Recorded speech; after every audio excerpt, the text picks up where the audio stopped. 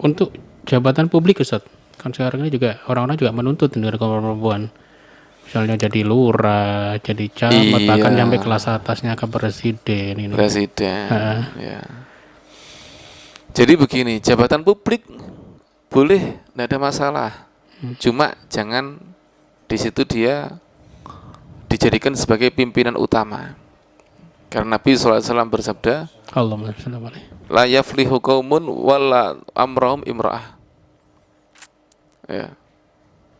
Tidaklah beruntung sebuah kaum yang mereka menjadikan pemimpinnya adalah perempuan. Kenapa? Karena sudah dinas di dalam Al-Quran dan di dalam hadis juga Nabi mengatakan bahwa akalnya perempuan itu separuh akalnya laki-laki. Jadi sehebat apapun dia, sehebat apapun prestasinya, tetap tidak bisa mengungguli laki-laki. Begitu. Walaupun tadi dalam bidang keilmuan dia bisa lebih hebat loh ya. Tadi kan saya banyak kan perempuan-perempuan yang istimewa tadi ya. Ya, bagaimana Sayyidah Aisyah, Sayyidah Nafisa, Sayyidah Rabi'ah Al-Adawiyah kan begitu ya. Perempuan-perempuan yang istimewa itu. Ya, tapi mereka tidak jadi pemimpin. Begitu. Mereka tidak jadi pemimpin. Artinya memimpin negara. Kenapa? Ya, tidak sama seperti laki-laki. Perempuan itu main perasaan. Kan begitu ya, jarang menggunakan akal. Sedangkan laki-laki menggunakan akal. Benar. Lebih mengedepankan akalnya, perasaannya nomor sekian. Kalau perempuan enggak, perasaan dulu, akalnya nomor sekian. Kan begitu? Secara umum seperti itu. Nah, jadi karena hal-hal seperti inilah, maka syariat membatasi. Jadi akalnya perempuan itu separuhnya akalnya laki-laki. Jadi di dalam persaksian contohnya, dalam syarat Islam, ada saksi yang tidak boleh perempuan sama sekali. Seperti saksi-saksi dalam semua bidang, ya itu dalam harta, dalam apa, percekcokan masalah harta, masalah apa, tidak boleh saksinya berupa perempuan, harus laki-laki. Kemudian ada saksi yang boleh perempuan, yaitu saksi yang kalau masalah harta boleh perempuan bersama laki-laki boleh, ya. Untuk masalah harta boleh perempuan bersama laki-laki, tapi satu laki-laki sebanding dengan dua perempuan. Gitu. Kemudian ada hal-hal yang tidak dilihat oleh laki-laki biasanya, seperti menyusui dan melahirkan. Menyusui dan melahirkan itu adalah perkara yang biasanya tidak diketahui laki-laki. Oleh karena itu, di dalam urusan pengadilan persaksian jika ada hubungannya dengan hal menyusui, bahwa anak ini pernah menyusu kepada perempuan, ya, dan sebagainya, ya, atau ini dilahirkan oleh, bahwa anak ini dilahirkan oleh fulana dan sebagainya, saksinya itu boleh perempuan, tapi perempuan itu dua perempuan sebanding dengan satu laki-laki. Jadi kalau saksi laki-laki 2, kalau perempuan ya 4. Begitu. Ini menandakan bahwa apa? Bahwa akalnya perempuan itu di bawahnya akalnya laki-laki. Jelas ya? Nah, jangan terpengaruh dengan kecerdasan seperti yang saya katakan tadi ya, atau keilmuan. Beda. Akal dan keilmuan itu beda.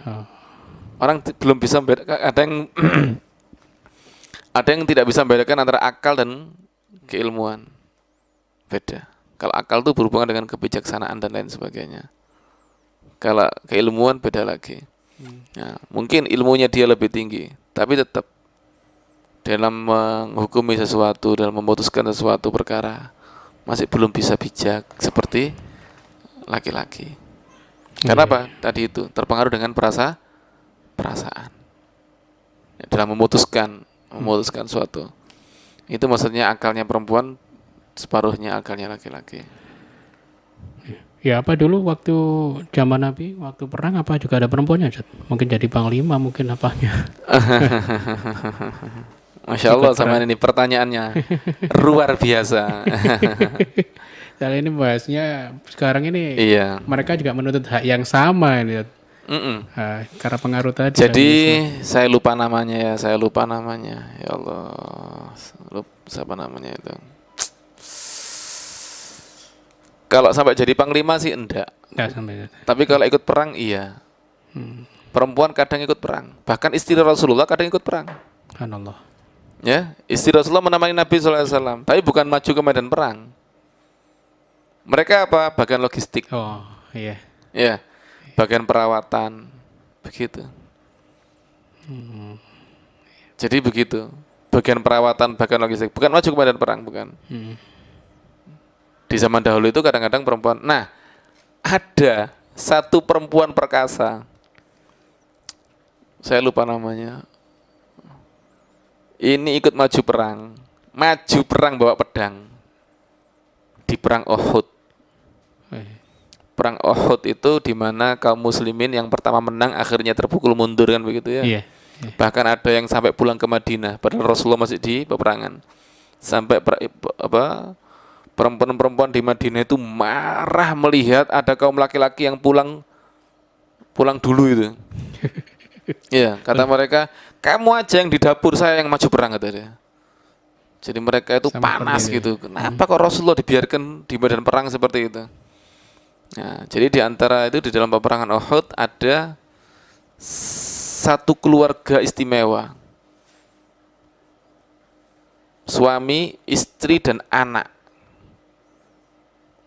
Semuanya maju dalam medan peperangan. Subhanallah.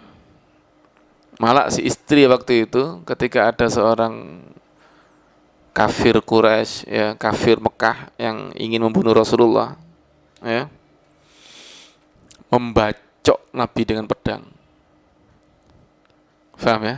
Iya. Dia pasang badan. Subhanallah. Perempuan ini pasang badan dan kena pundaknya. Kemudian dia bacok laki-laki tadi itu tidak bisa. Karena laki-lakinya pakai baju besi. Itu ketika Rasulullah sudah meninggal, ya, ini perempuan masih hidup. Rasulullah sudah meninggal, ya, ini perempuan masih hidup. Bahkan ikut perang melawan perang Yamamah, melawan Musailimah Al-Kadzab. Ya. Malah anaknya yang membunuh. Bunuh biar saya yang bunuh gitu. Subhanallah. Kemudian bunuh biar setelah Rasulullah meninggal, dia banyak dikunjungi oleh perempuan-perempuan tabi'in. Ya, ingin mendengarkan kisah. Saya dulu di medan peperangan seperti ini, perang. Ini perempuan yang mengayuhkan pedang seperti laki-laki. Biasanya perempuan kalau ikut perang ya bagian logistik, bagian kesehatan, ya. itu aja.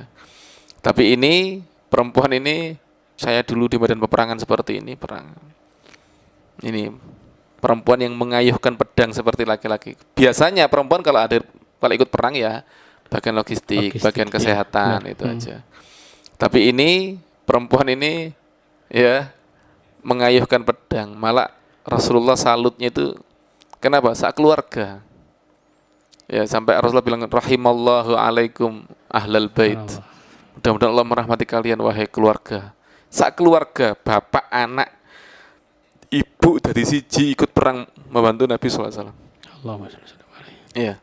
Dan itu yang luka di perang Uhud yang kena bacok itu, pundaknya itu membekas, ya. Dia cerita, ini luka saya besar sekali. Perempuan-perempuan tanya, bisa kamu tunjukkan seberapa besar lukamu yang di perang Uhud? Dibuka pundaknya, itu perempuan-perempuan kaget. Jadi lukanya itu sedalam telapak tangan. Jika telapak tangan dimasukkan itu masuk. Sedalam telapak tangan. Luka yang bekas di pedang orang kafir tadi itu.